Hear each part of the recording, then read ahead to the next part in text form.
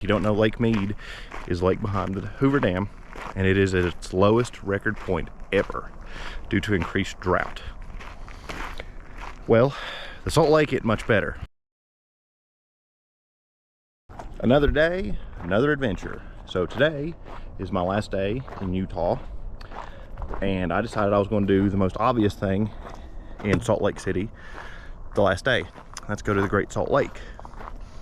Something I had been keeping track of was Lake Mead. If you don't know, Lake Mead is lake behind the Hoover Dam, and it is at its lowest record point ever due to increased drought.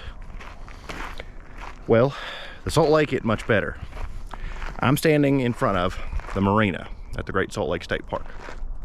As you can see, there are no boats. There's the launch ramp. It's actually closed, as you can tell, because there's not enough water to launch a boat.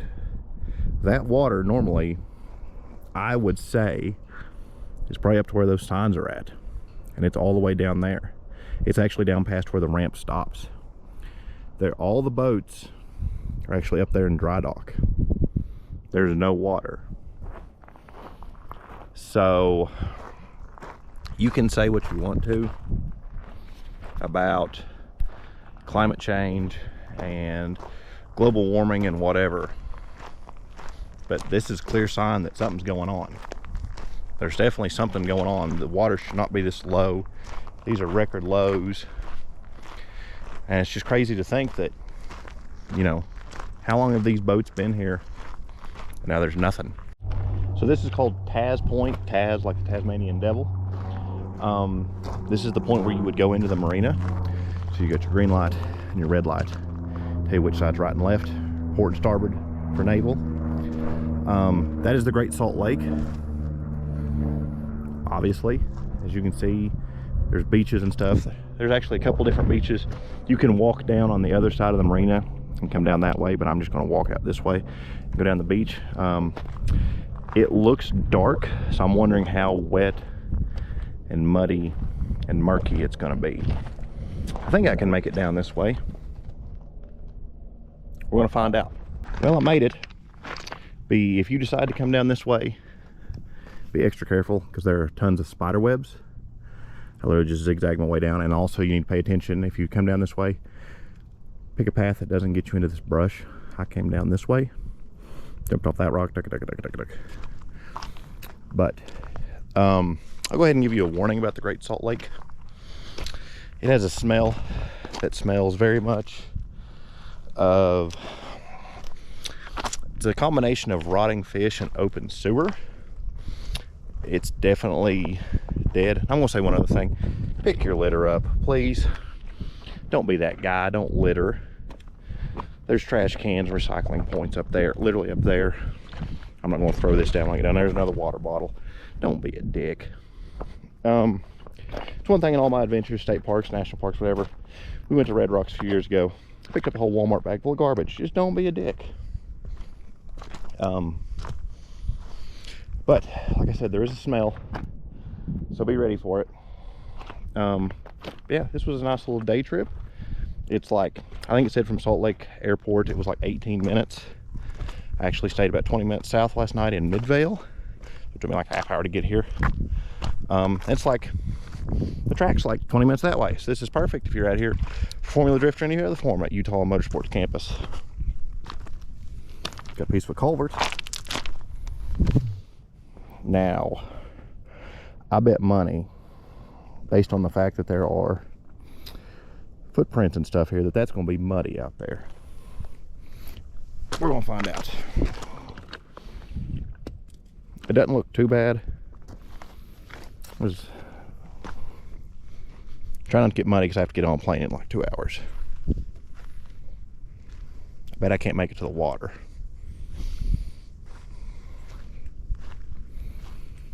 I know when I went to the Salton Sea, it looked fine, and then you got out there and it was like tarry. Yep, this is super soft.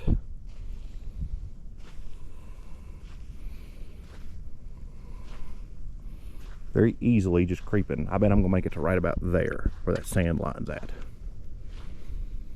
Like I said, there's normally water all the way up to there, so that's probably 6, 12, I'd say roughly 50 feet. My math's horrible. Well, actually, I might be able to make it all the way to the water. It's probably going to be like walking along and all of a sudden just bleh. It's weird that the sand is so black.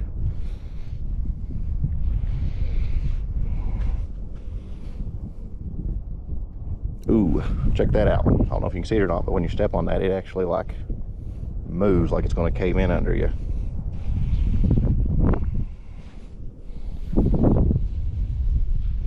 Trying to be very easy. Like I said, I gotta get on a plane.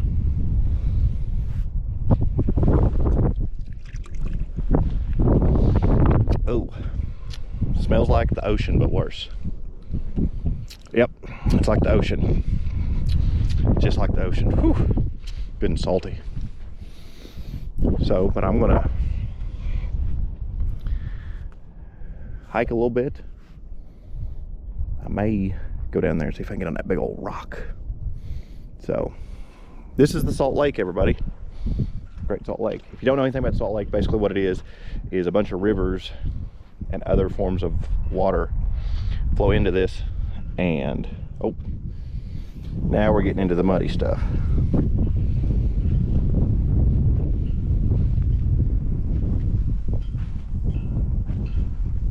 Ugh. Well, I have messed up. I'm gonna go back the way I came.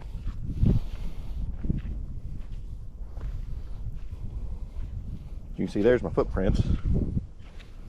Yep, it's weird that it was fine here, and then right there it's weird.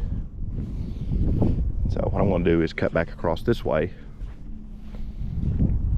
through there the way I came, then walk up there on the shore.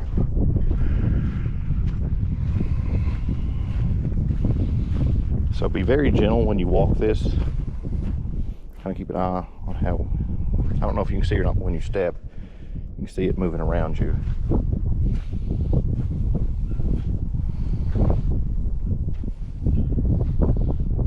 As you can see, there's muddy footprints there too. So what I'm going to do is go this way.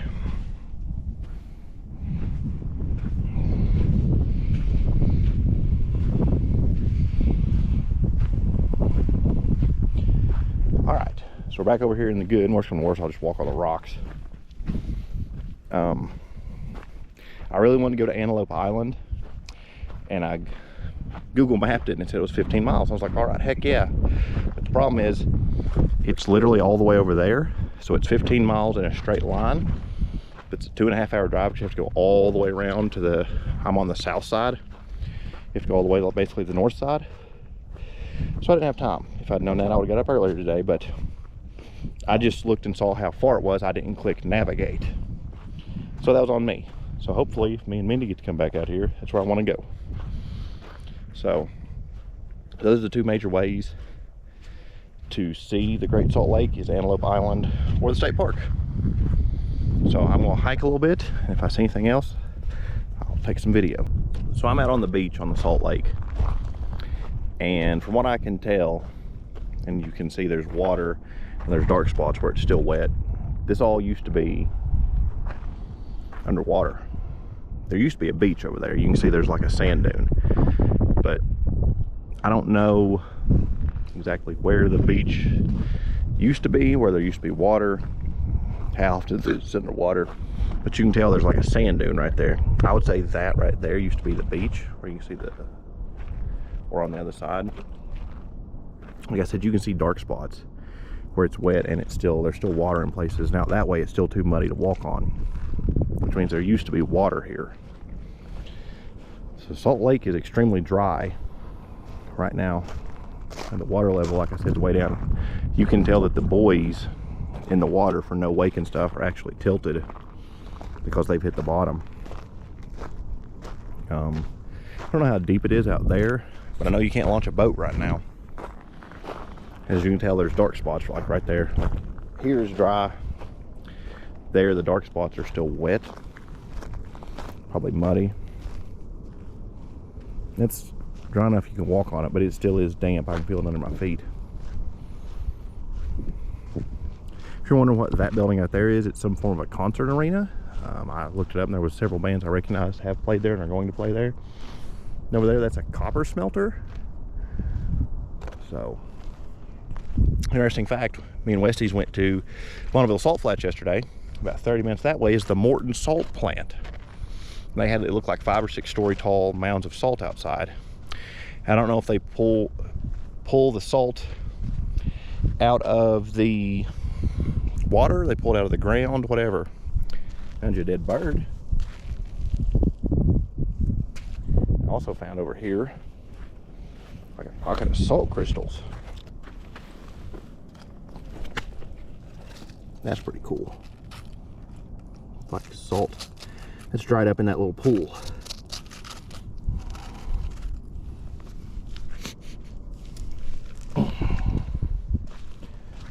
So what it is there's little pockets here where water gets in and then it dries up. I can actually feel the ground sinking under me.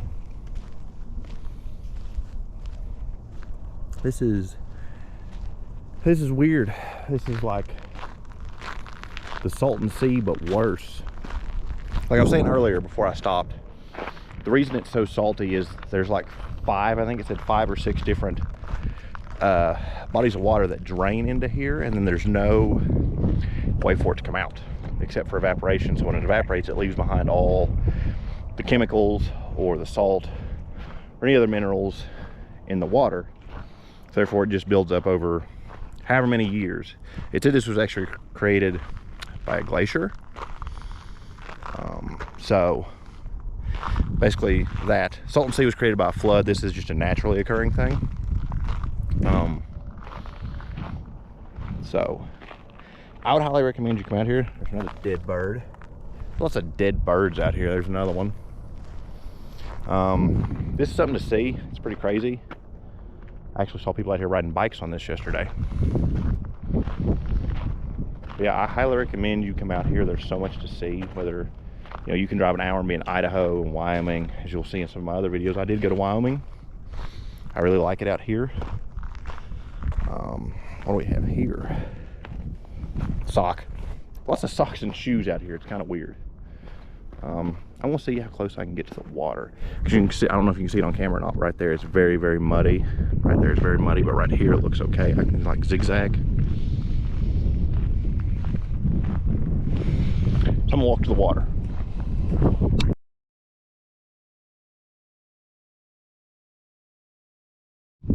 Well, that's the Great Salt Lake. I think I've hiked out here on the beach, but as far as I'm gonna go. I'm that far from the visitor station.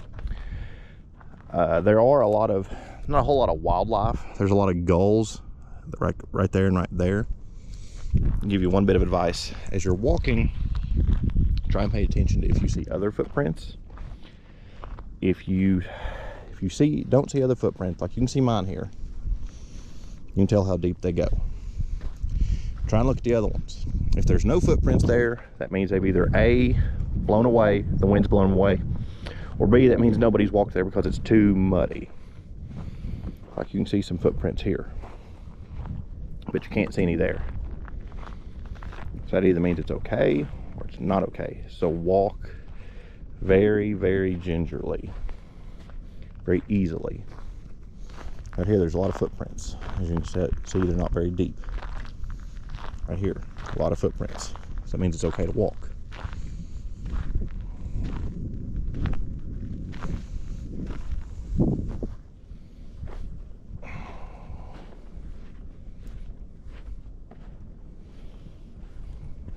Like I said, take everything very gingerly and very slow, because you may reach a point where you're going to get stuck. Like I said, I've seen a lot of socks and shoes out here, so I'd say people have gotten in muck and just got nasty and ditched them.